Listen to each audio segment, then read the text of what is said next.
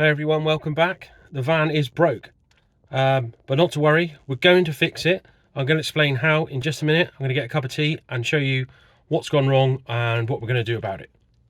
So as I was saying, I was recovered by the AA and brought home approximately about 10 miles from my house.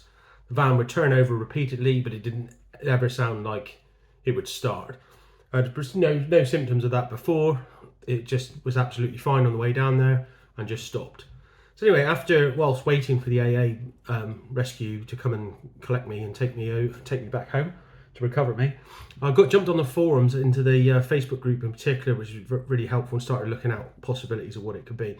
Now, the interesting bit is it's quite a common issue, which I think affects, like I said, the Movano and the Master of the same year. I believe they go from 12 or 13 registration if you're in the UK up to about 18 or 19 plate, and it could cover some of the smaller Vivaro and Traffics again. So we got home. Under further investigation, my brother and I, we crawled under the van and had a look, because basically the Facebook group gives the idea it could have a problem with potentially the lift pump in the fuel tank. So that's the low pressure pump that helps pressurize the system up to start the van, and that was probably quite common. So we thought we'd take a look at that and have a look. Now, underneath the van, we were able to get at the connector, and sure enough, it had burnt out, and the corresponding pin on the pump had actually burnt out as well. So I've ordered replacements. I've managed to actually temporarily fix it so the van works now, or starts and runs, but it's too risky to take it anywhere at the moment until I have a chance to fix it properly, because you could only get recovered once for the same thing with the AA. But I've got the bit, so I'll show you what to look out for should this happen to you. So I'll just open this up a moment.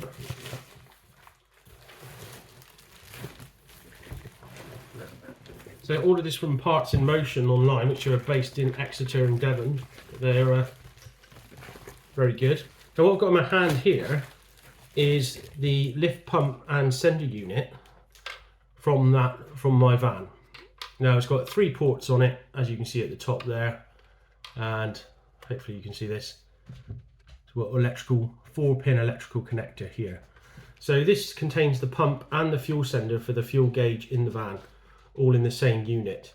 Now the problem happens, now I'm not sure if this problem comes from the fact the cabling is at fault, or whether there's just, the pump's got old and there's resistance built up.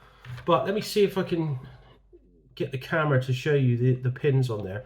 So the pin on would be your right hand side, so the far side I believe is the power for the lift pump itself.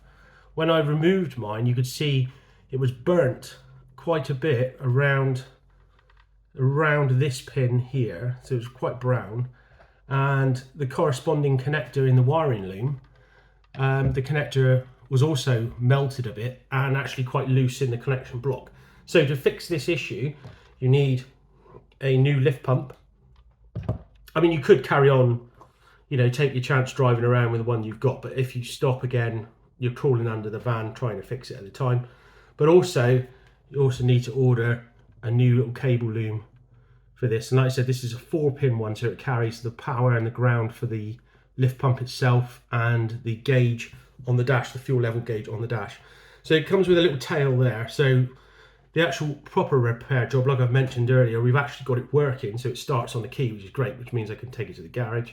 I mean, it's normally a job I would do on my own or at home, but because I need to lower the tank to actually fit the fuel sender in, then I'm actually going to take it to the garage because I don't quite have the clearance off the floor to do it.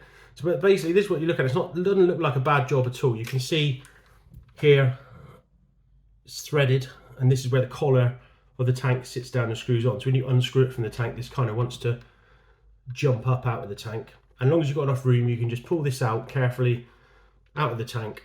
It helps if you haven't got that much diesel in. But the key component is here. You definitely need to repair this cable. So I'll hold it up close. You can see the little spade type connectors on the end of these pins, and the one on your extreme right in my connector on the van was burnt brown and then was moving around inside of there and causing a bad connection. So to get it going again, if you got stuck, we was able to get at the connector without dropping the fuel tank, squeeze the connector up with some pliers and push it back in, and that made the connection good again. The van would then start.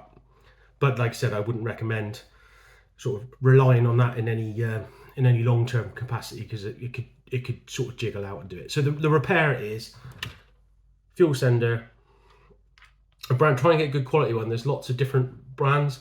I've gone for a Lucas one because they're supposed to be OEM or as good or OEM equivalent quality. There are cheaper ones out there.